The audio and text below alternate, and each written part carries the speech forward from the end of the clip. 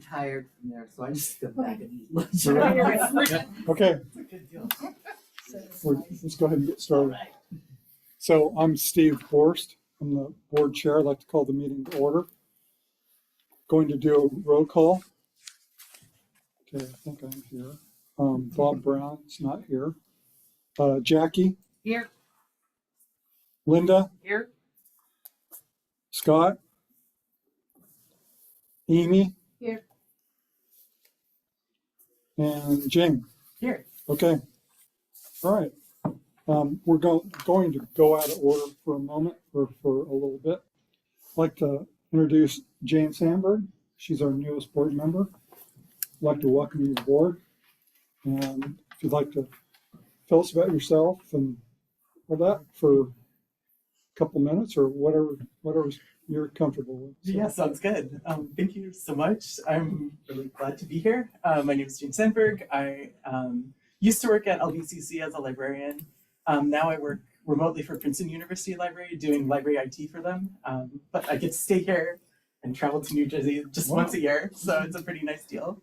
But while I was at LBCC, I worked a lot with the great people at Albany Public and the other libraries in the region, and it's kind of easy to feel disconnected when I'm just working in a library over on the other side of the country. And so I really wanted to stay connected to the community, stay connected to Albany Public Library, other than just checking things out and getting my overdue bills. So wanted to see how I could help and saw that there was a vacancy in my ward. And so I just wanted to see if I could be here and help out. I haven't been trained yet. There's a board, a citizen advisory group training next month. So before then, and probably after then, please let me know if I need to shape up in any way. No, you'll be fine. No, hey, they're still trying to get me trained, and it's been a few years. So no, well, good. Welcome aboard. Okay. Like I said, I'd like to skip a little bit. So has everyone had a chance to look at the last minutes? And if you have, I'll entertain a motion to accept. I move to accept the minutes of December 10th as presented. Okay, do we have a second? I'll second. Okay, we have a second. All in favor, say aye. Aye. Aye. Opposed, same sign. Okay. It passed. So now we're going to, Elise let us know that we need to elect a chair of the board every year. And so I would like to open nominations up, and I'll let you know that I don't want to be nominated. If it cross your mind at all, it's time for some new life or so. Anyway.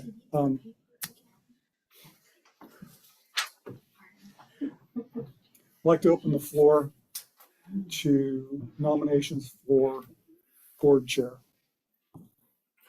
I nominate Amy. Okay. I second that. And Amy, who would you like to nominate? Wait. I'm sorry, but she works at the library. I just figured it wrong. Yeah. Yeah. Would you be willing to accept?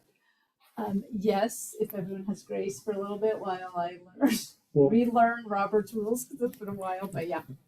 And as long as I can ask you some questions. okay, no. Moving forward, but You yeah. can ask me anything, and I'll help I'm in talking any way possible. Okay. All right.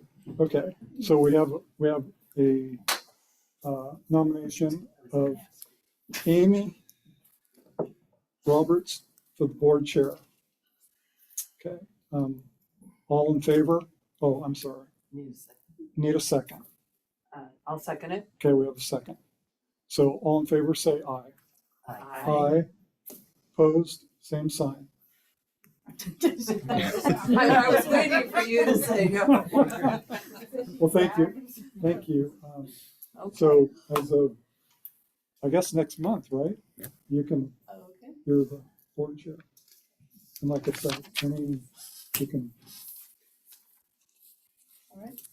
Thank you. So, thank you. Thanks. Thank you. Thanks for, Congratulations. And thank you very much for, Yeah, you've been doing it absolutely. ever since I've ever been on the board. So, Yeah. Thank you. Yeah. So thank you And- very much for doing it for so many years. Yeah. And How many years have you been board chair, Steve? it's been a while. The Been a whole couple time of years. the whole time Okay. I've been here. So we were And talking- before you, We were talking about this. Yeah, it's been, like how long? since, You've been here how long? 5 years. Okay, 5 so- years. it was when Ed was. Yeah. Yeah. Yeah, So- so I'm so- gonna say almost, it's gonna be like 10, Mm, I'd anyway. closer to 10 than I'd, 5. I'd say 6 or 7. But anyway, we can. COVID counts for Oh. I'm with you. Hey, that was rough doing those meetings Yeah. online, wasn't it? So, thank you very much. And, Thank you. yeah, hey, glad, it's been good that I've got some time left, so I don't want to, yeah, that's great. Oh, is there any business from the public? Okay, no business from the public. Okay, so we've got. Okay, any scheduled business? Okay. All right, business from the members. I think we've covered, okay. Staff updates. So Millie, Thank you for welcome, having me. welcome. I have a small visual component to my presentation today, if it's all right if I plug this in. Sure. I'm at least ready with the stick this time. Thanks, Elise. So I just wanted to share, I had the chance, which I haven't had in several years, to go to the Guadalajara International Book Fair in November and purchase for our collection. And it's a wonderful opportunity. The American Library Association supports sending 150 of us from the States each year to go down and have the first crack at books that often don't even make it into the United States. So a lot of things that are available here for purchase through distributors like Ingram that we use are translated works, but not from authors that are writing in Spanish. And it can be actually very tricky to get copies of some of the works that are coming out of Mexico because print runs often include just 1,000 or 5,000 copies of a book. And those are purchased and then it's not re-released, or maybe it is, but it's several years before that happens. So it was just wonderful to get to go down. I worked with a collective from the coast, so we were purchasing for our own libraries, but also helping to support collections in Lincoln City, Curry County, Independence, and Newport, among others. So there's quite a lot of libraries that were supported by that initiative. This festival hosts over 1 million people each year. It is ginormous, and it has been happening for 37 years now. But this group always invites a guest of honor. So they have a country around the world that they're celebrating with their literature. And so Spain, Camino de Ida y Vuelta is roughly like road trip. It's kind of like there and back. Was the guest this year. So they provided the cultural entertainment for the fair. But what I was there for was the professional segment. And so although there are over 1 million people who come to the fair, I was able to use my professional pass to enter in during business hours before the public had access and do my purchasing at the hundreds of publishers that were represented there. And so I can just click. Okay. Next one. So it's a little hard to see, but as I left every day, this massive line of people was forming outside waiting to get in. And we sort of trade places. Publishers, journalists, librarians have the day, and then the public gets the evening and weekends to enjoy the festival. So it was just incredible. And this was my third trip. I had been sent in 2017 and 18 by Ed. He said, I've been and I'd really like you to go. And then we talked about it and thought, I'll take an off year and I'll go again in 2020. So that crumpled, and this was my first year back, but it was really wonderful and extra great to be purchasing with other librarians who are in the same role in their libraries as I am as Spanish services librarian. They had, knowledge. We were able to share favorite authors and titles and really make our purchasing more efficient. So I felt it was a much better shop than I've ever had down there. We can go forward. Each publisher has fun things going on. So Heartstopper was the #1 graphic novel in Mexico this last year, and they had recreated the bedroom of the protagonist there, so you could actually walk through and enjoy it, which I thought was fantastic. You can see there's quite a few people, but this is when it's off limits to the public. So this is a very toned down version of what's happening later on. In between all the different publishers, there are also these pop-up events. So they have author talks. There are over 60 books that are launched at the fair itself. And so many authors are on site to present their new works with a toast sometimes and all sorts of great things. They also give out the journalism award for the year, as well as a lot of their literary prizes. So it's a good chance to learn about new authors and get access to people you would never get to meet otherwise. And another thing that happens at this fair is the International Rights Forum. And that is where deals are being brokered between authors and publishers globally to rights to translations. And so it's quite a fascinating world to be a part of. At this booth, here is an author. She's launching her new title, and people are she's being interviewed and filmed. If you can go forward one more. Not by this lady, there's a different camera. But it's just an example of how much is happening all around that fair. And there's a lot of chances for professional development. A lot of publishers put out special catalogs of new works that are only available to audiences at the fair.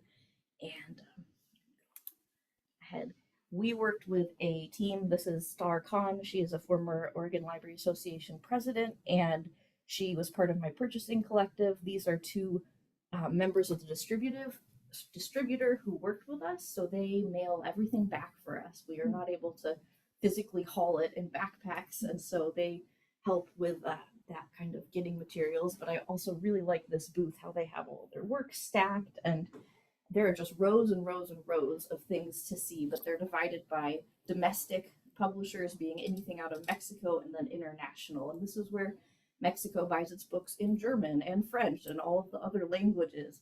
So librarians in Mexico are there to get things in languages other than Spanish, which is also very neat. There I am.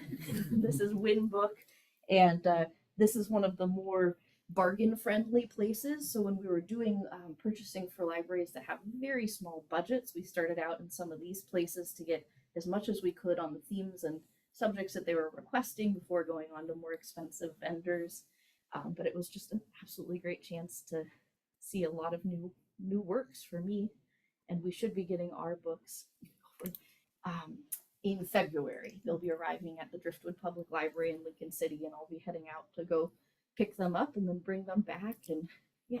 So how many books were you able to pick up? Hundreds of them. I don't know Really? the exact count, but yeah, it was the deals are very good, and I had a $4,000 budget to work with, which is much more than I've had in other years to be able to devote. But Wow, that's good. So will they all come here, or will they be split between here and the Carnegie, or how will that's a that great work out? question. We house our Spanish collection here at the main library, so nothing is targeted for Carnegie. Okay. Although So they certainly could have some. okay, so is there any Spanish books in the Carnegie?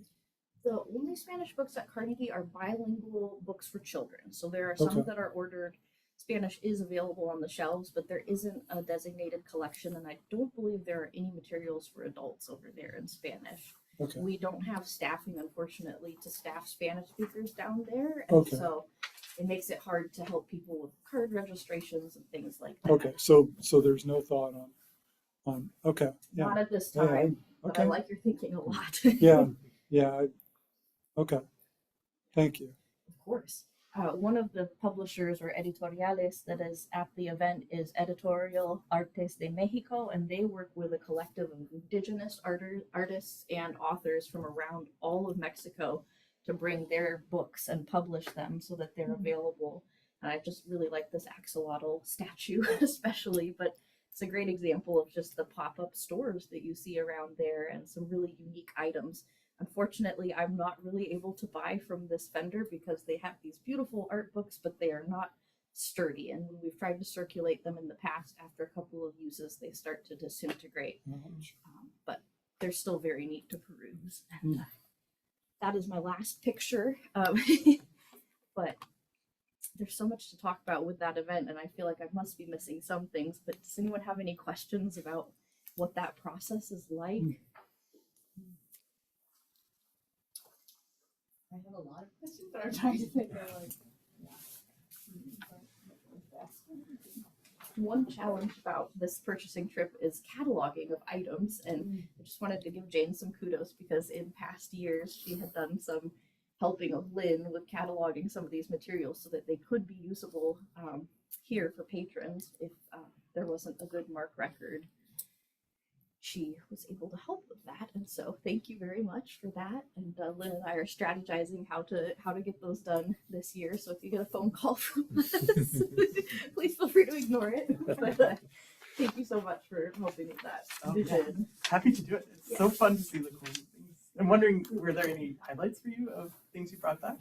Oh goodness, a lot of stuff for teens. I'm having a hard time finding teen nonfiction, especially in the States, and so some great tech guides and guides for managing like social anxiety around apps and social media and things. So that I'm especially excited about, and also some really great things on consumer health topics. So home management of health conditions, and those are two that stand out to me. But it honestly becomes such a blur. I mean, it's so you go into these booths and the vendors bring you, stacks of the newest things that they like you to look at. Sure. And quicker than you can even get through them, you're getting more. And so the three of us that were in this purchasing collective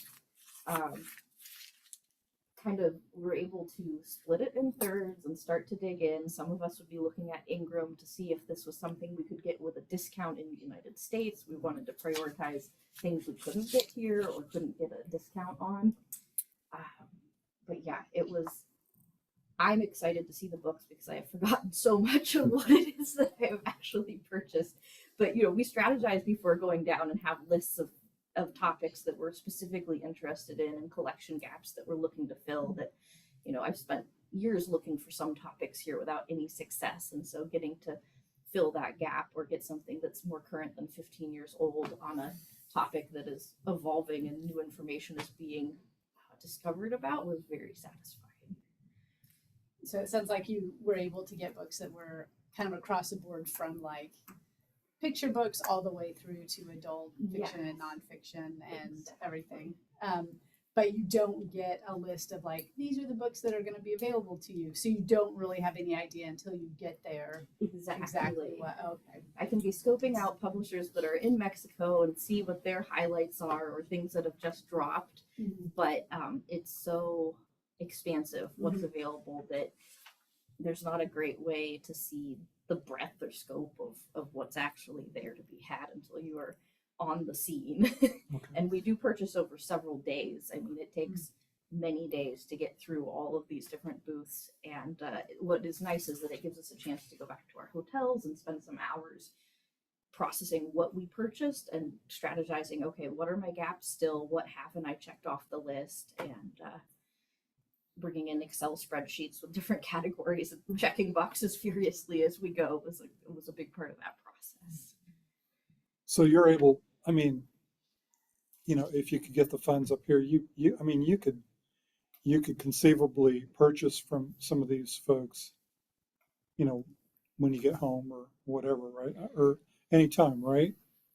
Some of Or- them or will is there ship, just- but some of them will not. And so, Really? yeah, it depends. It's different different from place to place. Some places were eager to give me a card and say, hey, let us send you your catalog for things in the future.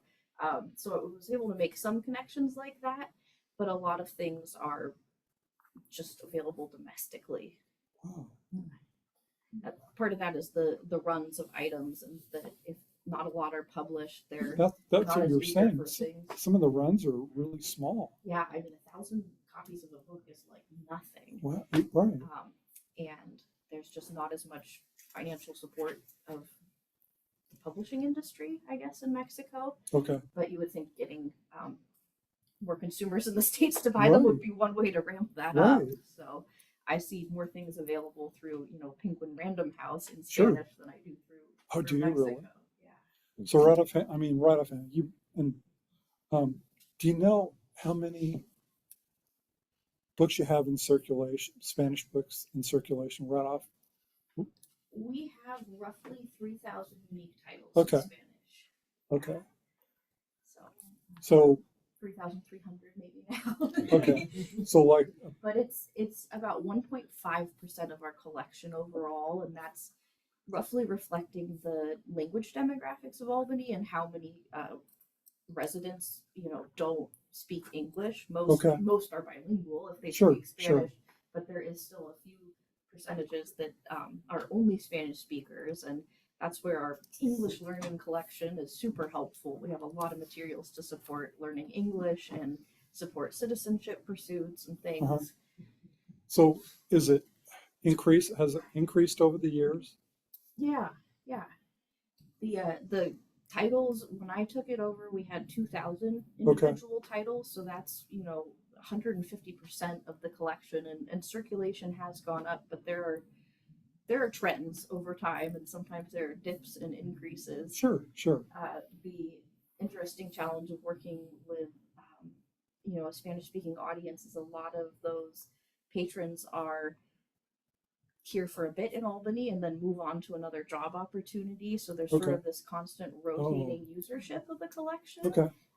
But I try to do a lot of outreach and inreach too. I invite classes of Spanish speakers to come in and have a Oh. library day and kind of orient and Yeah, try you to get talked people about as that. quickly into being users here before they're off to something else. Sure.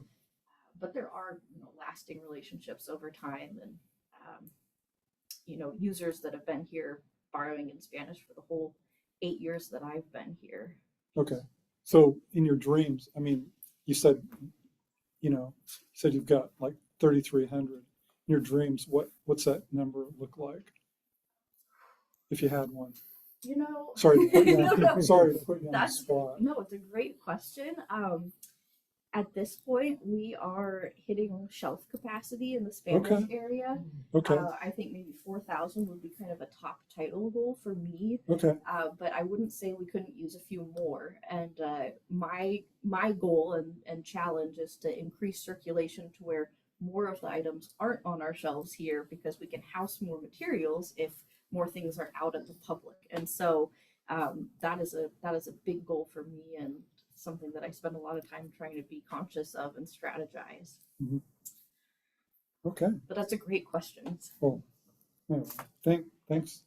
We even have some new playaways in Spanish, so I'm excited. geez. The Spanish collection has really been Sure. reflecting the new formats of other items in the library, which is wonderful. So then my last question is,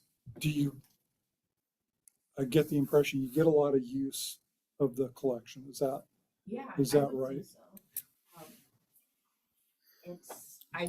I just always feel like it could be more, sure? but yeah, there is great use of the collection. We hover around 500 checkouts a month in Oh, do you Spanish, really? and so Wow, that's really when I took it over, we had one reshelving shelf, and we now have to have 2 shelves and reshelving for the volunteers to have time to get all of that process back. So cues like that are a good sign that things are headed in the right direction. But I also haven't seen the steep increase that I would like to match how much we are supporting and building the collection. And so I really Yeah. do want to find more users and increase that.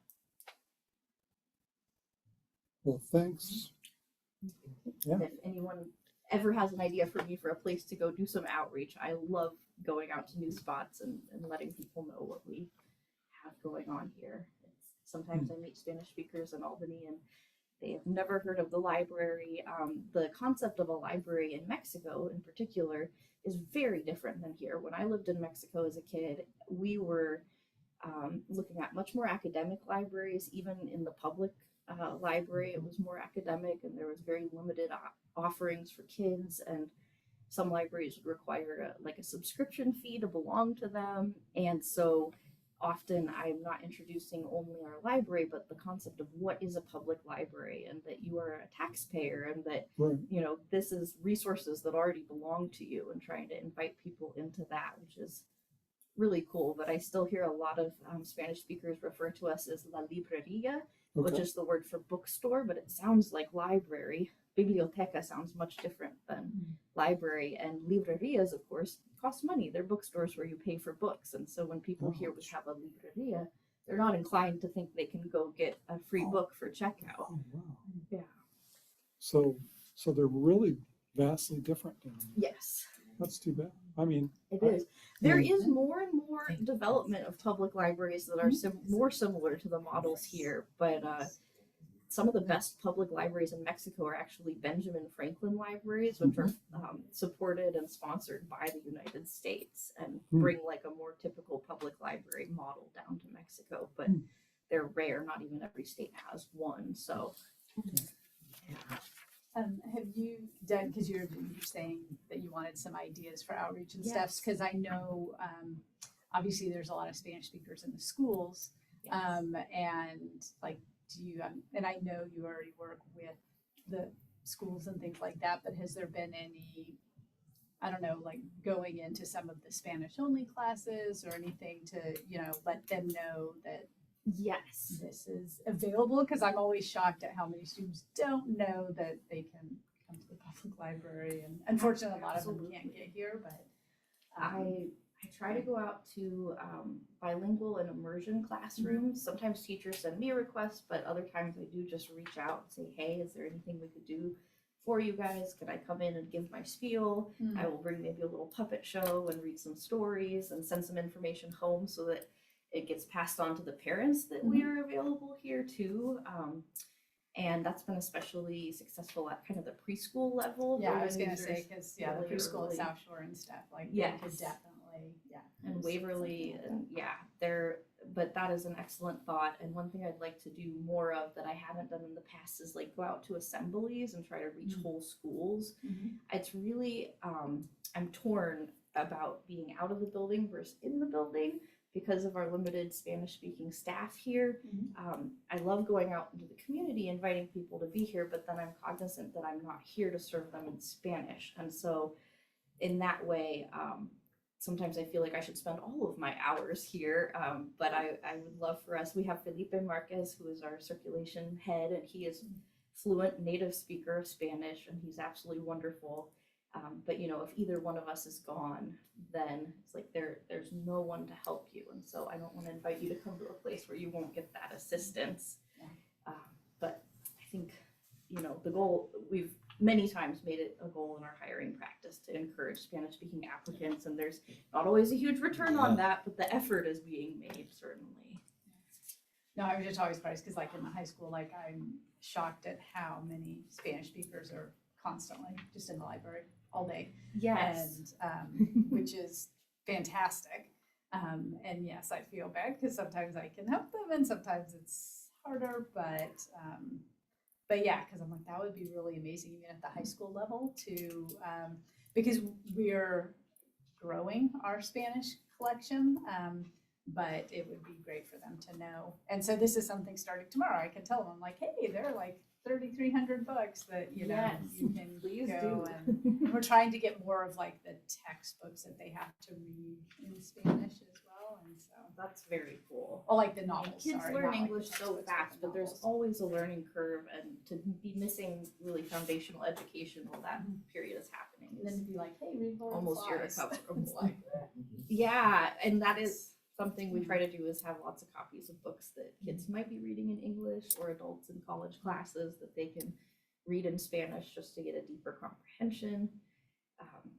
I like to work with students from the Mecha Club and the Multicultural Club at South and West Albany because they have Latino students who come in and like to help with programs like our Children in Book Day that's coming up in April. And those high schoolers are just the best ambassadors for the collection. When kids come in and they see like the big kids that are excited to be here and help them, it makes them really want to come back. And so hopefully, I think that that's inspiring to the high schoolers too and gets them in the door to help with something fun, but then they see all that we have to offer here at the same time. Might speak, but there's a Latinx club that has started meeting and stuff at West, and so Excellent. I might, yeah. I know Check in with Emily, them and see Mel, if and that I was used to work a Oh, lot yeah. together. Okay, yeah. Yeah, she's fantastic. They're always living in her room. Yes. Working in the library, Well, so, she's wonderful. I'm not surprised. thank you. Yeah. Thank you very much, Millie. Again, you're welcome anytime, Thank you. and you know, thanks for speaking with us. Yeah, that's great. Of course. Glad you had a great trip. Thank you.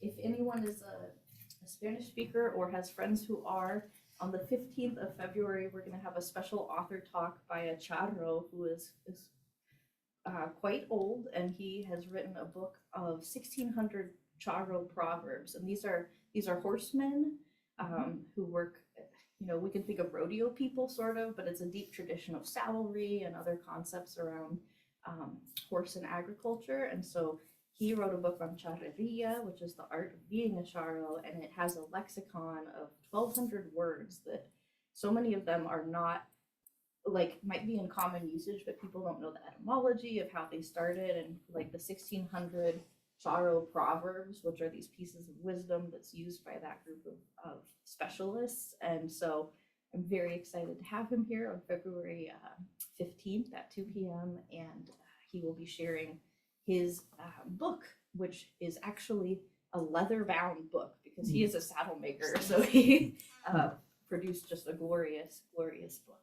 And so the more connections I'm making in the community, I've had good success this year for the first time in having people bring authors to me and say, hey, can you give this person some space to do a book talk and promote what they're doing? And I always say, yes, please. We'll have a flyer up soon, but yeah. All I had one more question. Yeah, please. Last month, Eric, you mentioned that there was a change to the phone system. Oh, How's that yes. going? We have been getting calls and new requests through there, and so it's been thrilling. We now have a Spanish phone line, so when you call into our regular phone menu, you have an option to press 6 to reach Spanish services, and Felipe and I both have access to that. We check it daily, and people can hear a voicemail in Spanish and know that they're going to reach a Spanish speaker at the library who can answer their question directly. And we just haven't had that kind of point of communication before, but it's being used, and it's not every day that we get a call, but I think it will build towards being getting more traffic, definitely. Oh, that's great to hear. Yeah, it's really nice.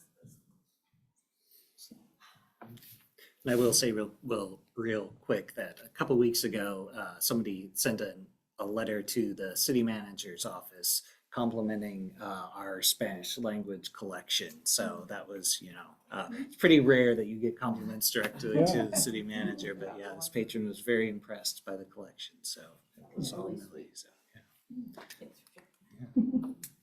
Well, thank you. I'm always available for questions, even if something comes up after the meeting. Eric will get me in those. I'm very happy to respond. Okay. Don't forget your sticks. Yes. Oh, Yeah. We need a copy of those later. So I want to let you know, Jane, Eric's been really good about bringing staff in, like Millie. I mean, Millie, how many times a year do you think you come in? Twice, I think. A couple, year, so I mean, it's really good about bringing staff in, from across the board, because we don't always, right? We don't always run into, I mean, I come in and check, look around, take a walk through, see what's going on, check out some books or whatever. but I don't always have the contact with, all the staff and might not know what they do. So anyway, it's brings staff in frequently and kind of educates us. So, anyway. It's a nice chance for us too to get to interact with you guys. Thank you for everything you do at the library. Really awesome. Happy to see new faces and faces who have been here many years. Yeah. Is it okay if I excuse myself? Absolutely. Okay. You probably got many other things to do, so. I will make these copies right now. Okay, go, All right, go see ya. check for voicemails. Yes. You're right, I have not done that today. All right, guess you're up. Yeah, okay, I wanted to just give you a few updates on things upcoming. February is kind of a big month for a lot of different things. So I'll get you the specific email or detailed email about February 13th is the library staff in-service day. So I know a couple of you have attended in the past. And you're welcome to attend really any portion, but we will specifically have someone from the State Intellectual Freedom Committee here to talk just about how to handle book challenges. We want to have talk about book challenges both for board and for the library staff and how they handle kind of best practices for handling that. I think we're going to try and time it so that's right before lunch, but I'm still working with that that group to see what time they'll be here. So So you'll let us know. yeah, I hope And to. can someone from the board talk? Sure. Yeah, if somebody would like to talk, that would be. Yeah, we actually have. Or- Yeah, we can work something out. And also on that day, and if you're interested, in the afternoon we're actually bringing in his name is Rick Jenkins, and he is from the Safer Libraries. He's out of Seattle, and he's gonna do a little presentation about library safety, library staff safety, specific specific to libraries. A lot of safety training tends to be one size fits all, but I think he has a lot of experience in working in libraries, so we're excited to do that. And that portion of the day will be from 1 to 4. So I'll get you all the information once we have it all finalized, which I realize we need to do very quickly because the 13th is coming up quickly. So also in February, you'll have your regular board meeting on the 26th. And then you all should have received the save the date for the annual CAG training on the 27th. And there are 2 sessions that you don't have to attend both. Just one, either 11:30 or 4 p.m. And I think it's good for new members, but also good for anybody else who might be looking for a refresher. And then also that at the end of February, March 1st, will be the Library Uncorked. That event, is our big Friends of the Library fundraiser.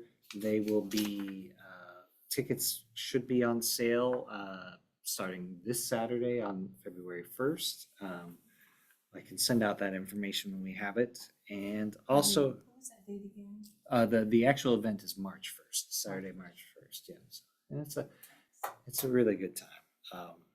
And it's raises good money for the library. So, and they also will be doing, in the past couple years, they've done an early bird special. So if you purchase tickets before the 13th, I think you're entered into an early bird special, and then there's like an array of Valentine's related prizes that you get. So I believe there's roses, chocolates, and other things. Don't know all the details, but it's always fun. I know the person who won last year was very, very excited about getting flowers.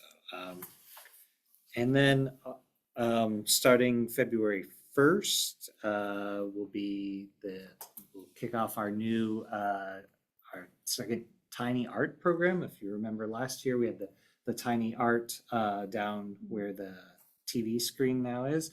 It was extremely popular program, and so we're going to bring that back again this year. And so, so on the first, you guys can come by and get your tiny art as well and contribute. It's a really fun, cool program, and I think people have really enjoyed that, and they'll be voting and whatnot. And and a couple or one businessy sort of thing. Last month, you asked about. Sorry, back there. The Library of Things and what the most popular items were. And so we pulled that information, and our most popular item has been the telescope. That's been the one that has been, we have a couple of them, and yeah, people love that. And so that's been fun. And then not far behind, the Marble Run play set. And that is, as a parent who owns a Marble Run play set, I really wish I could return it at some point in time, because right now it's just really taking up a lot of space in our house. But no, that's a fun thing. And then Can you tell me what a Marble Run is? That is so it's you basically build you can build like a track essentially, and then you can drop your marbles in, and they can do all sorts of things, and it's pretty fun. It takes a little more time, and my daughter's not always in the mood for it, but yeah, it's pretty. And then practical things. The knife sharpener has been very popular. The companion cat is right now a couple. Oh, the companion cat and companion dog are actually tied in checkouts. And then the metal detector has also been one of our popular items. So yeah, and then the baking stuff hasn't checked out as much, but they're still fairly new in the collection. And the musical instruments are moving up quite a bit as far as checking out. But yeah, it's been a lot of fun, and I think it's fun to see the variety from an indoor air quality monitor to a karaoke machine. Mm-hmm. So it's neat to see that variety of practical and just fun stuff. So is everything being taken care of well? Yeah. I think a few items we had, our pizza oven caused some challenges for us. It wasn't working the way it was supposed to. And so, but I think everything, and we learned, I think the telescope, the stand that we had for the telescope needed to be replaced because it didn't quite have the same, it wasn't as sturdy as we'd hoped. So there's those types of things. Those are kind of things we expected to learn. But as far as the condition that things are being returned in, it's all still seems to be being returned in working condition. Things that need to be cleaned are being cleaned. Good. So yeah, it's really nice. Yeah. Wondered about that. Yeah, I think people are, have been excited and treating it really with a lot of respect. And, so yeah. As it should. So. Yeah. Okay. And I think that's kind of the end. Like a budget, we will. I should be able to present a little more on the budget in the February meeting. But we are working. We just kind of got information a couple weeks ago about what a vague picture of the budget, but we'll be working on more details soon. So do you know what are you going to be able to increase? No, I don't think we'll be able to increase staffing or okay. It's pretty much kind of it kind of will go with inflation basically. Okay. And sure. And I think one thing that the deputy city manager pointed out to staff is, I want to get this number right, and I believe I'm correct in this. Elise might be able to correct me, but I think it's 69 cents out of every dollar is for employee, or is that for employees? Is that? Go ahead. All the benefits, right? Yeah, benefits for employees. So benefits are taking up a huge chunk of which, we're great. It's great to be able to offer the benefits to staff, and that's certainly part of the reason why they're here. But those benefit costs are really expensive, and So that's the 69%, that's salary and benefit package, right? It's just benefits. So for every dollar that we spend on salary, we have to spend another 69 cents on benefits. So, Yeah, that, Yeah. that makes sense. It's tough. So when does your budget have to be in? Or your, your, Yeah, we, early March. Early March. And then we'll have meetings with the city managers at the end of March. And then I think the budget committee's first meeting is April, I think so, the city budget committee. that encompasses what, the city council or who? That's city council's on it, but then they also have appointed their appointees. I think they each like the library board, they each get one appointee to the budget committee as well. So Okay. yeah, I don't know if that's a full committee yet or not. Okay. And I think that's kind of my report. So Okay, so you'll give us the information Yeah. on the in-service day? Yep. Okay. Okay. Any questions? Okay. Okay. Any other business we need to take care of? Okay. So next meeting is February 25th. yeah, Okay. It's 6:01 p.m. I'd like to declare the meeting adjourned. Thank you for your time. Thank you for your service.